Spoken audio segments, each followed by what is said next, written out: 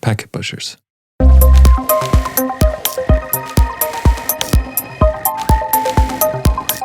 Hello and welcome to the Network Automation Notes podcast, where we explore the latest in network automation from a practitioner's perspective. I'm your host, Eric Cho, a network engineer who loves everything about network automation. I'm here with my co-host, the one and the only Ethan Banks. In today's sponsor episode, we get into the unique challenges of network automation in large healthcare systems. We discuss key considerations of the why, the how, and sometimes the non-linear path we take in the journey. I'm always stoked to talk about network automation use cases, especially for verticals such as the healthcare system that many of us do not have significant exposures to. I know it's going to be a great conversation. Today's sponsor is Itential. Our guest today is Uzair Khan, Manager of Network Services at Rush University Medical Center. Welcome to the show, Uzair. Can you tell us a little bit about yourself and Rush University Medical Center? Hey, good afternoon. I appreciate the invite. It's a pleasure chatting with you guys. So, a little bit about myself. I come from a pretty extensive technical background. So, I'd been doing engineering, architecture, and kind of consulting for a good bit of my career. And at some point, I think I made the shift to go, hey, I think I could offer my expertise in a more leadership way. And I feel like I could make a bigger impact to overall shape kind of what we do today. That has lent me getting a leadership role at Rush University Healthcare System, and we are located in downtown Chicago.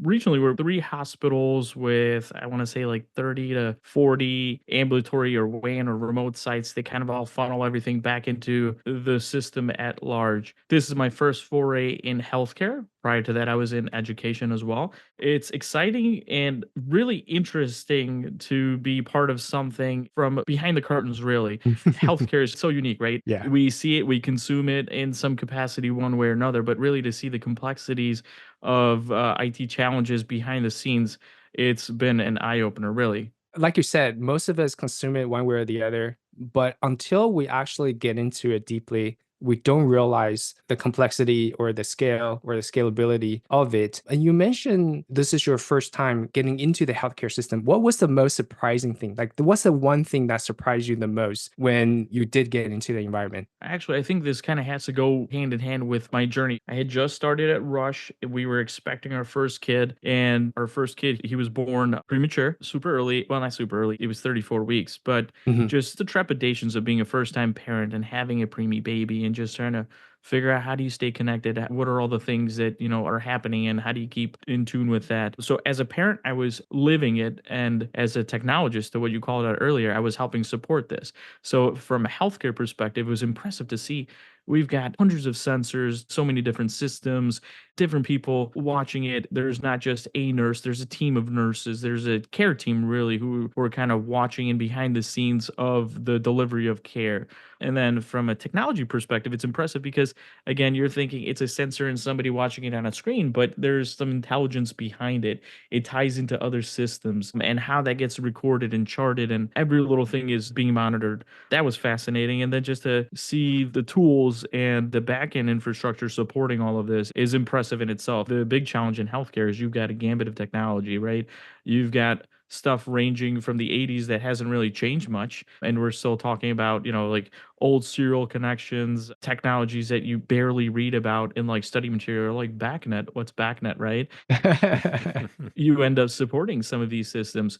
So I think it was really an eye opener for me to run into some of this tech and just the gravity of it all. I thought it was phenomenal. And again, going through that experience, that challenge, wanting to take care of an individual on the other side, being that individual on the other side is, I would say, a little rewarding. It's cliche that we all impact patient care in some degree, but I truly feel that technology does empower and provide our teams that deliver care and all of that. We're a part of that. We contribute to that. I love that mission, right? Like, I think just besides the fact that it's a job, it's something that you get paid for, but at the same time, it's a mission that you drive toward. You already mentioned a lot of the importance of networking, right? Because you have all these sensors that you have all these sites and hospitals that are big hubs. So I imagine automation is a big part of that networking practice, right? But we'll have to start somewhere. So when you got there, how did this network automation journey start, I guess, for you and for Rush Medical? For me, funny enough, my automation journey started with tinkering with IFTT because I was terrible at communicating back to my wife when I'm leaving work and letting her know that, she's like, hey, text me. I would have had you pick something up from the store. Tell us what IFTT stands for, because I mean, I know I'm a geek, Ethan's a geek, Yeah. but maybe some people are not familiar with that. So give us an overview. Yeah. So in the early days, I'm sure there's other applications now, but a couple years back, I stumbled upon it by chance. And IFTT is really just a platform that connects to other systems, whether it's home automation, whether it's your phone, whether it's GPS for geofencing, a whole gambit of things. It just really is a connector of sorts. Right. If this, then that, right? IFTT. Yeah. And the simplicity of it is really around you don't have to be a coder. You don't have to be a programmer. You don't have to really understand how your phone works or how geofencing works. It literally is recipes. I think that's what they actually call them. They call them recipes. You take certain things and you drag them into a box. If this happens, do this, and that's your recipe for your automation bit. And shamelessly, one of my recipes, due to me forgetting things off, and in particular texting my wife, was to write a recipe to send out a text message as soon as I leave work. And that was based around some geofencing. So that was my journey for automation. And honestly, like even through early on in my career, I'd run into some Perl scripts. I think when I was working, there was a lot of Perl and not so much Python, but it's amazing how much of a comeback Python's making. Well, yeah, Perl in the day had all the libraries you'd want for all that kind of stuff, and there were plenty of examples out there. Python has really replaced all of that. I mean, is anybody doing much automation in Perl these days? I suppose you could, but everyone's using Python. Yeah, and the scary part about those or scripts in general, right? It really is if you write your script, you know how you wrote it. And most of these are just organic homebrew scripts. And if you're really diligent about it, you're going to write some remarks. Just going to say, you know how you wrote it if you wrote any comments. Then you have a clue 6 months later. Yeah. Right. But for somebody else to come pick it up and take it apart, it's like, oh my God, you might as well just scrap it all together, use it for influence and idea, but you might have to write your own. And that's kind of really what it was, where scripting and automation and all of that was kind of a scary space. You had to be a programmer first and a network engineer later, or be that expert that everybody was looking for, right? Somebody who had the best of both worlds. So because of that, I think automation was not really at the forefront of everybody's mind. But with that said, with my journey with IFTT, I was, just kind of exploring in the last few years. There's got to be a tool, there's got to be something. And everybody was kind of jumping on that bandwagon of network automation with all of the different flavors of tools that are around. So the journey for Rush kind of started with us exploring and finding out what's out there and what we wanted to do loosely. And at I think Cisco Live 2022, I think, not last one, but the one before in Vegas, we ran into Itential, and they seemed very interesting in what they offered, what they were able to deliver with automation. And I think apart from their automation piece, what interested me was the orchestration piece. So there was a lot of competitors. There's a lot of product out there that can deliver automation to some degree, but I really like the ability to tie in several systems together. And that's kind of what they offered. So what were you trying to get done? What was your use case? We're trying to automate X. Was it things like turning up ports or throwing a security profile out there? What kind of things were you trying to do? If you were to ask my engineers, I think they've got a list of like 50 things they want to accomplish. And I think that list grows daily. We can do this, we can do this. But truth be told, for us, one of the biggest challenges, there were a couple, but some of the biggest challenges that I was trying to solve is the mundane, the operational stuff that everybody just goes, yeah, I'll get to it. Or stuff that is impacting patient care that we, just it's trivial, but somebody needs to do it. So for us, a lot of it was around IP reservations. And there's a whole lot of devices really within that IP reservation space that we wanted to solve for. But the one that we wanted to target first with IP reservations was printers. And I'll kind of go into why that's really important because, again, it's such a trivial device. And to think that printers are an integral part of healthcare operations and care delivery, it's impressive. So it all starts with you kind of walking in through the door with whether it's the ED, whether it's OR, or whether it's really just kind of getting to your doctor. You are in some capacity interfacing with a printer. I know they've got electronic HIPAA signatures and whatnot now, but I mean, you still have to get a ban if you're coming into the hospital. So if a printer breaks today, if a printer stops and starts malfunctioning, you've got a team that is out there to repair the printers, but given the nature of healthcare and the unique data that we are responsible for, we've got some stringent controls and strict controls around how we put these devices onto our network. And because of that, you would think that, just a printer's DHCP, plug it in, it picks up an IP. But again, because of those controls, we make sure that they get appropriate networks, they have appropriate workflows within our EMR. So it touches a lot of hands. And remember, if this printer's broken, you can't use it. So now the clinical staff has to borrow from another department. They have to get a spare, or they have to go to an area that's a little further away. Again, hampering their workflow. So again, slowing down or impacting delivery of care to some capacity. And now you've got individuals and technicians that are waiting for somebody else to do this and help them with the IP reservation or changing a name out or integrating it into some EMR workflow. And all of that, I mean, it could take a couple hours, and engineers are busy with other projects. And if they have to break away from that to take care of this, now that project sees a little bit of a slowdown and we have to reschedule, and it impacts everything for something so trivial. So that was one that we really wanted to solve for. And in addition to that, again, is what you'd called out earlier, right? Support reservations is another big one. We've got Mhm. the port's gone bad, we're moving it to another port, or hey, we had to move an emergency device here and we're trying to activate it. So we wanted to solve for that. How can we incorporate some level of self-service for our field engineers and field technicians? So that way they're not having to rely on us. During normal business hours, it's fine, but then you also have to start thinking about quality of life for the engineers, because now they're having to wake up at 2 in the morning because a printer broke. And the first one, they're happy to do it because they support the mission, they support the cause. The second one, they're willing to do it. And then after that, it becomes a little turbulent, right? Turbulent. Yeah. Right, right. Oh. Nicely put, right? But that's what it is. You have to start balancing that quality of life with patient care. And apart from patient care, there's a patient safety aspect of it as well. There's some regulations that we have to comply to. There's some component of that that we have to make sure that we have a particular amount of device types, right, within a particular space. So to meet those and to make sure we meet those with consistency, we have a staff that has to constantly be available, a staff that's constantly having to drop project work for operations work. So those are two challenges that we're trying to solve. And then again, the last one is really around the crisis that I think everybody in healthcare is facing today. That is the uptick of cyber threats and cyber attacks on healthcare systems. So within that, we've got our systems, we've got our tools that are actively monitoring, we've got our teams that are actively doing what they need to do as far as investigations. And after those investigations, we want to take action on whatever the end result is, and we want to do so with a sense of urgency. So today it goes through a couple different hands, a couple different emails, and hey, this is 2:30 in the morning and somebody has to do this with urgency, again paging somebody out to get something taken care of. Just for clarity here, you're automating incident response, that sounds like? That's the intent. We're trying to intend on, so say for example, a malicious actor has been identified, and how do you get that malicious actor from identification to blocking them, right? To some sort of mitigation strategy. So we're trying to go from that to ultimately blocking the user.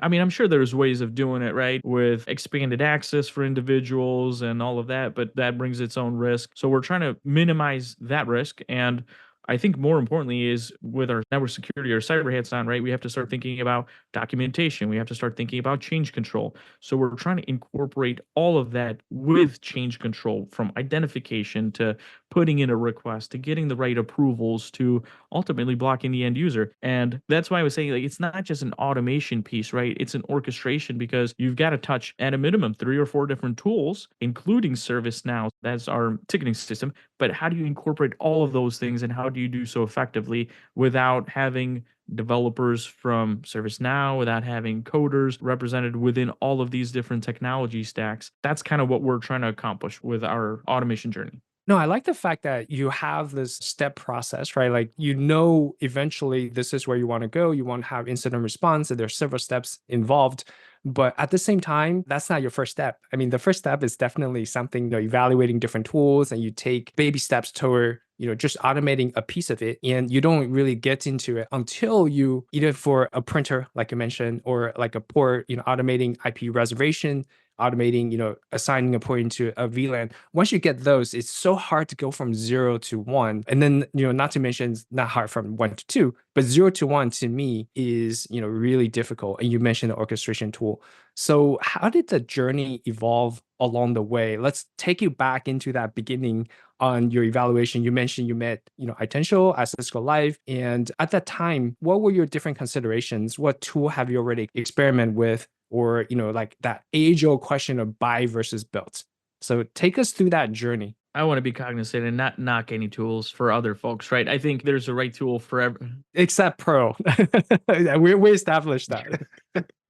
No Pro. Yeah. Well, Pearl had its time, and I think you got For to sure. evolve, right? Yeah.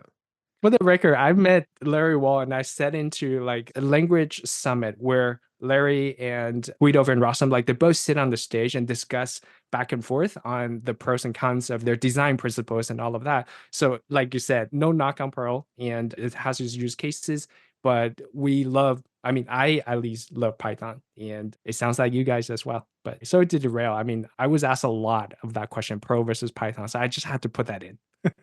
Yeah, and honestly, again, like I think you're pretty big in the Python space. I've seen some of your other work, but again, I mean, everything has its place. And for us, right, we did evaluate a couple other tools, I think, but the biggest challenge for some of these tools within the automation space, right, or hey, we do automation and we do it really well, but it's only centered around this technology stack, which is network security, and we do a lot of the firewall stuff. Hey, we do automation and we do all of these mapping of your environment, and you can make one-click resolutions and all of that from, identifying a bad router, a bad cable and fixing it, and you can click and go. But we're really focused within the network infrastructure. So a lot of it with all of these different tools was specific to a particular technology stack. And we were looking for something that was more holistic because really, I mean, the network is really the start of our automation journey, but certainly not the end. We're trying to branch out. We're trying to build it here, showcase the tool and its effectiveness on just operational maturity, and then start branching out to other teams within IT infrastructure from server to telephony and so on. Well, okay, you said showcase. So is part of the showcasing for management? In other words, are you looking for buy-in from management before they're going to get totally behind this thing? Or is management already on board with the network automation you're trying to do? This is one thing that I'm going to really say. I think for Russia's leadership, especially the ones that I interact with often, they're very supportive of this automation journey because most of them have kind of been in that engineering space and have grown out of it, and they see some of the same challenges that we see on a regular basis. So they're definitely on board. But the showcasing is really kind of where we had to see a demo as well, right? For us, our tool of choice was Itential, and Itential put on a good show for us at Cisco Live. They talked to us about what the tool can do, handed out a couple koozies just to make sure that we were entertained. But more importantly, they put a good show out there, and almost to the point where when we saw it, it was like, that's it? Really? This is how simple it is? So we took it back. We took a little breather when we got back, and we requested a demo. And it really, truly, the engineers that went and some of them that participated in the proof of value, they really thought that there's got to be a catch. There's got to be a, but wait, there's more kind of moment, right? And here's the licensing and whatnot, or here's what you need to do. But they thought it was fantastic. So it was a little bit of a shock to everybody, including myself and my team. So when we talk about this tool, I really think it needs to be showcased because of the simplicity around it. When you talk Mhm. about automation, network automation, infrastructure automation, or automation in general, right? You're thinking about the long scripts. You're thinking about the Perl scripts. You're thinking about getting modules in Python or even Ansible and writing these playbooks. And there has to be an engineer dedicated to this. And there's no way I'd be able to jump in and start incorporating this into my workflow. So what we're trying to do is showcase that that's a mindset of yesterday.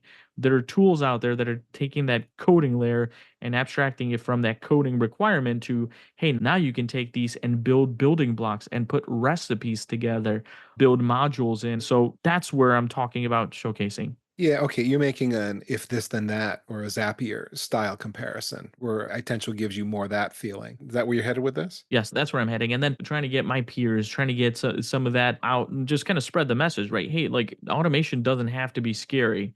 You don't have to do it all at once. You can build a small module, and that's kind of what we're going. We're going with a more modular approach, right? Hey, here's how we're going to do a name reservation. Here's how we're going to do an IP reservation. Here's how we're going to do a port turn up.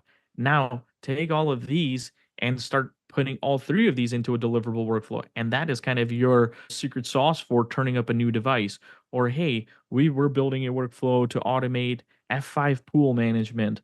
Now take that with a workflow for a VM turnup. So again, the end state is really to take infrastructure and start building it at a much faster rate than we are today. But again, it's got to start in small building blocks. So we're starting small, showcasing the tool, showcasing delivery, and trying to mature our automation journey from there. And so was that the sign off you got from management then? They saw the showcase and were like, thumbs up, or were they on board before? My direct leadership, they saw that, hey, we're going to try to go towards this grandiose approach, right? We're going to start small, put these building blocks together, and now we're going to expand into this infrastructure automation. So we're on the, hey, this is good. This sounds great.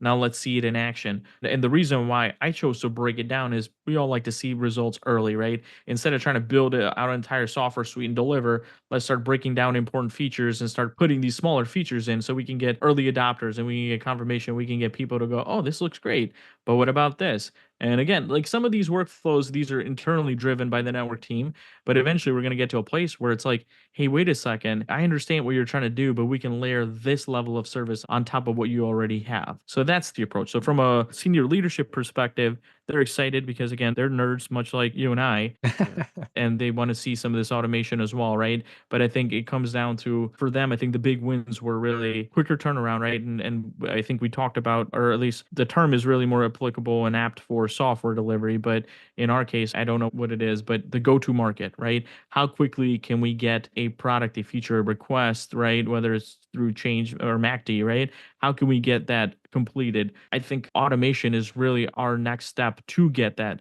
So instead of a printer being replaced in 3 days, 4 days time, and everybody kind of suffering through it, or everybody dropping everything that we're doing and having to immediately solve this because it impacts patient safety, we can put a lot of that onto an automation platform and have something done in a couple hours or less. Same thing around again the big cyber scare, right? Instead of waking everybody up at 3 in the morning to block one IP address, how do we do this incorporated into change management, have the right documentation, have the right approvals in place, and it just happens, right? It takes a SOC to go, this needs to happen, and they have a certain level of maybe they can approve like a single IP block versus entire CIDRs. So there's some guardrails that we have to put in place, but that's the intent. So that way, a lot of it is self-service, faster go-to-market, and then that has a trickle-down effect, right? You have quality of life changes for your engineering team. You're not working 40 hours and then having to work another 40 through on call. Yes. So just more time doing some of the more exciting new tech stuff, right? And I think automation is that new tech, but it does enable other individuals and contributors to do some of the more fun stuff too. The biggest surprise to me when we talked before was the healthcare network system has its unique challenges. So I want to double click on that a little bit. Typically, when you think of a complex system, a large scale system, you always go build it yourself. That's been my experience previously. That, because it's so complex, there's nothing off the shelf that could help me solve my problem. And I would imagine that the healthcare network system is really complex, interdependent. There's so many systems involved where networking is an important part, but it's only a part of it. So what was surprising to me when we're discussing this was facing the unique challenges, you're still able to use Itential to solve those problems. And so I just want to double click on that. Perhaps you could shed some lights in telling us some of those answers. I mean, you mentioned some of it as interoperability with other systems, scalability, or your modularized, right? So what are some of the components that Itential helps you facing unique challenges within the healthcare system, but at the same time, make it easy to do modularized and so on. Now, if you have any examples or, maybe just an end-to-end process that you've done, such as port turn up, that'd be great. Yeah, I think with that, we're still working with, again, we're very early in our journey, right? Hmm. I think we've completed 2 or 3 workflows. The F5 one is kind of a big one, and how do we load balance? Like, so we have a critical application, our EMR, and our Hmm. EMR goes through these quarterly updates and so on, right? And in that, they have a 4-hour window that they go through some change management, and we have to do some CNAME manipulation. We have to do some work within the F5 pool space. So my team again, has to participate in this every so often. And that was kind of a big one where our component is so little in this change, but we're still an integral part of it. So the team is trying to operationalize through automation that piece, right? There's a change management request put in place. We tie ourselves to a simple task on that, and my engineers will be available from an on call perspective, but it allows a little bit of that self service for our EMR team to be able to support and do code upgrades and kind of fail systems over and do DR exercises. So that's certainly a use case that we put in play today. Other than that, I think a lot of it is us just trying to build out the fundamentals, right? Because we don't have any foundational automation. So we're trying to take a look at how can our team put something in place today and then just start stacking some stuff on top of that. The intent is really to then start partnering with the server team. Our typical build cycle for an application request can be up to 4 to 6 weeks, right? From design to different teams and integrating and start putting stuff together and just Right. based on workload. So now if we can take on that somebody is able to go into a ServiceNow form and we're able to populate that we need this many vCPUs, we need X amount of memory, and we need X amount of storage. And as long as it's architecturally sound, the orchestration and the automation can kind of go ahead and build that. But not just that, it's able to now in turn go, okay, this VM is going to get spun up here, and that needs a port configured within the network fabric on this switch, or we need to tag it for this particular VLAN, and we need to create this DNS record, and we need to start spinning up F5 pools, and we need to, again, like it starts evolving and it starts evolving very rapidly. But again, those building blocks on F5 pools and F5 pool creation and integration and moving those around, the DNS component of it, the port activation component of it. So what we're trying to do is build the foundation building blocks. And then again, I think in the next 6 to 12 months, we're going to start seeing them called upon as we start building these larger workflows and incorporating them into ServiceNow. I strongly think that we need to get these foundational things done first, Yeah. and then we're going to start talking about how do we start calling them build larger workflows.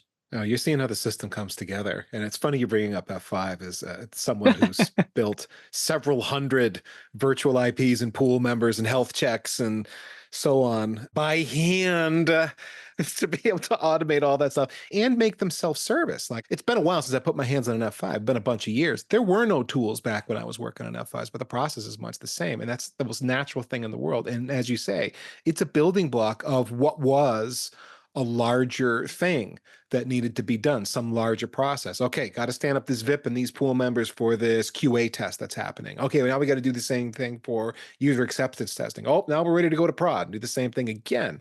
And there were ports that were being reserved, and there were new machines that were maybe going up to support this app, and that required some kind of physical switch port to be reserved, and so on and so on. There were all these dependencies plus the documentation on the back end, tying it all into the systems and making it all go. And you don't build all of it at once. You start with little chunks at a time, and then you assemble the whole system together. That sounds like the road you're on. And yeah, once you get there, you're going to be very happy indeed. You know what the common theme is in all the steps that you describe, Ethan, is manual, right? Like an Yeah. interdependency. And all of those steps, when you're manual, you introduce the possibility of error. And when it's 3 a.m. in the morning, because that's where we get the maintenance windows in. And so I think back to what Uzair was saying is that, you compartmentalize, you modularize, and then you start taking pieces on maybe we could just automate this piece that decreases our human error potential and then taking care of the dependencies, right? Like it's hard to remember things at 3 a.m. in the morning. And I don't know if you can see the scar on my face right here, but I've caused several big outages for my previous employers. Sorry about that. Just by load balancers. So, I mean, I could totally identify with what you were saying was there is just these interdependencies and you getting from 0 to 1, laying down the foundation and to make it easy to do so, right? So that you have a service catalog where you can point and click. Yeah, and it's funny that you say that, right? Like I feel like every engineer can relate to it. Our very first outage and the second and the third, right? Due to something so fundamentally silly, like, oh my God, I cannot believe I had that typo. I cannot believe I did that, right? Like, it's never been like, I didn't know that was the impact. Like, immediately when you do it, you know why it did what it did. Yeah. Yep. If you were to be able to take that out of there, have you really proof out your script, proof out your process, and do so with consistency and leave some other tool, some other automation engine behind entering data into your script, I think you've eliminated the human error. Because softwares, they have bugs, but they're far and few, but it's predictable. Humans are not, right? You could have had a bad day. I was dealing with some sinus issues, and I feel like in the last few days I've been barely together and able to put a coherent thought. So, like, again, like, that's just me, but there's a team of 15 that report up, right? Each one could be unique and they could have different life circumstances that are happening. And it's easy to make that error. And I think that's where if you remove that error, it's phenomenal. I think you're giving us too much credit. I don't even have to have a lot of complicated things going on in my life to make a mistake. I could just be looking at my terminal window, have 16 tabs going, and happen to have picked the wrong one when I pasted that IP address into the interface. Whoops. Sorry, production. That meant to go in the lab. My bad. We're following Droid BGP routes for the management network before, Ethan. There are Yeah. companies out there that specialize in recovering from that. No router OSPF. Oh, whoops, that was a backbone router in prod. My bad. Yeah, these Yeah. things happen. Okay, provocative question for you, Uzair. As you look ahead here, do you see a change in headcount? That is, when you get this system up and running, you got your service catalog going, you got a lot of workflows that have automated the systems. Do you like, we're not going to need as many people or not? It's interesting that you asked that because I've been kind of pondering on that myself for some time, but really, no, I don't think so. I think with automation, there's a lot of positive changes that are coming in. One, again, quality of life is a big one, right? To be able to have that time back doing the mundane, it's invaluable. And then again, not being woken up at 3 in the morning is another big win. There's a quality of life aspect of it. And then there's a customer satisfaction aspect of it. I mean, we all came from an environment where we were doing 56K and then dial up and then kind of slowly working our way up. Right now, a gig is at minimum that we want. I don't think we can go back to something lower just because we've added a tool to turn around things faster, to deliver things faster, to solve some of those operational challenges.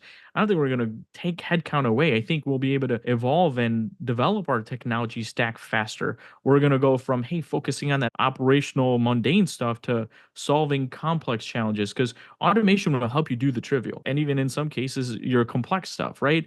But engineers need to engineer. Architects need to architect and design and solve complex challenges, which I don't think we're at, in any capacity to solve with automation today, at least not in the landscape that we're at today, especially from a headcount perspective, right? If there's any fear of that, I think you also have to start thinking about the technology stacks that we support today. So Itential solves some of our challenges for port configuration on the Catalyst platform today in a particular way, and Juniper in a particular way on this particular code. But we've all been through this, right? ASAs have done this. Cisco's done this. They're notorious for platform changes, the layout, the Yeah. code, the language, and all of that stuff changes. Now you got to Yep. evolve your workflows, right? So that's kind of why I think you're going to start seeing a more mature way of service delivery, right? You're not solving the operational challenges that you're solving today. You're solving the maturity of the changes within your tech stack. So you're upgrading code on a Juniper platform. Well, what's changed? Underlying configuration changes. How do I need to change my automation workflows to accommodate that? So I think they're going to become more automation engineers more so than just true network engineers. Yeah, it's not just the platforms that'll change. It's also going to be your internal processes will change. You'll have new regulations that come down and that drive some process change internally. Something like that'll hit you. I think that circles back to what you were saying before, Uzair, was the fact that you're not locked into a particular platform. Like I'm paraphrasing what you said before was, here's a wall garden, come live in the wall garden, everything would be great, but as long as you stay within the boundaries. But now that you have a tool that lets you go outside of the boundaries, you offload the mundane tasks like what's changed in the API structure, what's changed in the query parameters. You don't need to do all of that. You offload some of that to your tool of choice. At the same time, then you're focusing on the architect, you're focusing on the higher level of the operations. Is that correct? Is that what you're talking about? Right on point. And again, I think it's back down to the day-to-day operations versus solving challenges. I think that's really where the shift is going to be. And I can't imagine anybody wanting to say, "Hey, I want to put in 100 DNS reservations today because that's what excites me." I'm sure there's somebody out there and more power to them, but I think more than not somebody would want to go, I kind of want to see what that new code's doing and how do we incorporate that into our workflows or what changed in the new code that we have to adjust our workflows around. You also mentioned this, that they're almost becoming an automation engineer. So if you were to, look back on, maybe just 2 years ago or maybe even 6 months ago, that knowing what you know now, what will your recommendations be for younger self or younger engineers? Let's just say, I come into your team and say, hey, Uzair, I want to be the superstar. What kind of skill sets do I need to possess? Or what kind of learning path recommendation would you give me? I think some form of code or understanding code, right? I think would be such an invaluable skill. It could even be Perl, but just understanding what you can do with code, what are all of the functions and what's possible, right? I think that would be a great skill to have, and you have to start thinking about at least modularity, right? Like how can I solve this challenge and compartmentalize it or break it down into small little chunks, because we don't have to solve all of the infrastructure problems in one day. We're working on this ourselves, right? Where we're going, hey, I get where we want to go, but let's think about what it takes to get there. So I think I would say problem solving is super critical, but understanding automation in some form of language would be helpful, but not necessarily mandatory. And I think this is where I will give a little plug to Itential, in that they were focused when we were having our conversation in our actual cutover and go live, right? Or transitioning to a cutover to production. They were big on like, hey, we'll get there. With the platform, we'll stand it up. The automation scripts will build it. We'll do all of those things. But let's Mm. start teaching you to start thinking like a developer and understanding you have to have a test dev environment. You have to have a QA process. You have to have a workflow, right? And I think most of us are happy to get behind a keyboard, but far and few are like, okay, fine, I'll put a Visio together and I'll start putting the workflow in place and how does data flow from A to Z. There's not many of us that want to do that, but I think most of us are like, I'll jump behind a keyboard, I'll do some show configs, and I'll start configuring routers right away or building out scripts. So I think that's an important skill to have, to where kind of go back a little bit and draw it out first. What are you trying to do? Get that intent down and then have that. How do you orchestrate this? What components of this can be automated? Right? If it's a thing that you're doing once a year and you're going to spend n number of hours trying to put that together, is there really any value? Because I mean, it might change 3 or 4 times before you execute on that again. So let's start talking about what should we automate before we even get to how to automate. I think that's going to be a skill that's going to be invaluable when you kind of come into the next 12 months, 18 months for some of these engineers that are going to be jumping on. So are you hiring? No, I'm just kidding. Believe it or not, yeah, Rush is growing at a very rapid rate. So yeah, we're going to have some room on the team in the coming months. So if you're looking, That's awesome. So looking forward, I understand just from our conversation, you've laid down the foundational pieces, you have the high level orchestration down, and I believe, you have these runners that are doing the automation work. So you have the fundamentals down. So looking forward, what are some of your future plans? What's the next step for you and your team? some of the next step is now we're going to start taking this again, do an internal road show, not necessarily around Itential, but more a, hey, here's some of the things that we've got today. Right. Here's where we can start layering in some of your workflows. You got a little bit of time and we can help bridge that gap. We'll show you how to use a tool. We'll show you how to operate it. We'll show you, heck, we'll even dedicate some time to kind of build it in with you.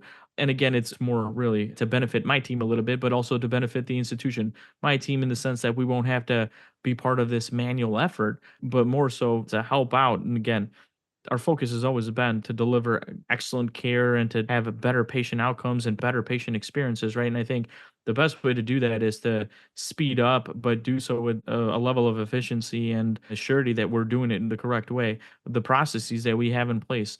So we're going to start incorporating this workflow with some of our partners on the server side. Once we have the infrastructure kind of done correctly, where we can go, hey, look, we can turn up an application pretty quickly. Let's start incorporating some of the application workflows. And I think that's more of a future state conversation. But for us, I Mhm. think the near term future, if there is such a thing, near term future, it's more of getting the infrastructure component automated. And then we'll start talking about all these other things. But one thing that I will say, I think, is at least out of this tool and the exercise that the team's doing, is that we're coming to realize that, I mean, we had documentation, we had a lot of that, but we didn't have it incorporated into our ticketing system, our change management system, right? So Hmm. with a lot of these workflows, we're incorporating that into the ticketing system. We're incorporating ServiceNow is basically like, how do we take A and how do we take Z and how do we make sure that both are documented as a deliverable item in ServiceNow? The last thing around this that I will say is, from a ServiceNow perspective, right? I think that was a bit of a scary space for us because that tool in itself is huge. And I think it requires developers and a development team in itself. But one thing that I think, I'm not sure if other vendors are doing this, but one thing that I will say is that Itential were able to kind of take that service now layer, right? That our interaction with our user community and abstract that a little bit and not necessarily require a developer. So we're able to create almost a front layer to ServiceNow that ServiceNow is offering without having to have a developer on the team to push a lot of this work towards ServiceNow. I mean, ultimately, you do want to get to that place that you have ServiceNow workflows, but if you want to launch and you want to launch quick and early, it's easy for you to develop a like we need you to enter a MAC address, and that MAC address gets entered in a portal page that's kind of presented by Itential, and you could put some guardrails around it. That I think is phenomenal, right? If you want to say, hey, like I'm replacing a printer, well, we kind of have a list of what are the MAC addresses of an HP printer or a Zebra printer, right? So we can put some guardrails on like if your MAC address doesn't start with this prefix, you probably got the wrong MAC address. I think that itself is kind of cool that we don't necessarily have to put in a ticket and then fall into the next sprint to put this control in place. The team's able to develop this rapidly and internally, and then eventually the goal is that we can incorporate that in through ServiceNow natively, but we have the flexibility of doing it without it. I think that's phenomenal for anybody that's trying to jump in and get started like tomorrow. Yeah, this time to market that you mentioned over and over again, right? Like that's really the key here is you shorten up your development cycle because you're, modularized and you get the right tools in place. And now that you're able to focus on the higher stuff, such as, getting more management buy-ins, doing the roadshows, putting an abstraction interface to other tools like your ServiceNows or your user interface. I mean, a lot of things that I saw as a consistent thing is that once you get this done is the monitoring, the network observability, you feed it in and that whole becomes a whole cycle. So I think that's really phenomenal that you're taking this first step, and thank you for sharing that experience with us. Hey Uzair, I had a great time talking to you today. Thank you so much for sharing your story. Where can people find you on social, or if they want to learn more about your automation journey? It was a pleasure. I mean, it was a really interesting conversation. I'm sure, we can go on for days talking about automation. If you're looking to reach out, I'm on LinkedIn and I'm at Rush today. And again, hint, hint, if you're looking for work, Rush is a really exciting place. We're doing a lot of cool things and we've got a fantastic mission and a great team supporting. So if you want to be part of that journey, reach out. Awesome. Thanks again. Thank you for listening to this episode of Network Automation Nerds. Do you have any feedbacks for Network Automation, our guest today, or our sponsor, or this episode? Send us some follow ups at packetpushers.net/FU, where FU stands for follow up. Of course, we want to hear from you. Check out our website at packetpushers.net to find other network engineering focused podcasts, blogs, YouTube videos, and so much more.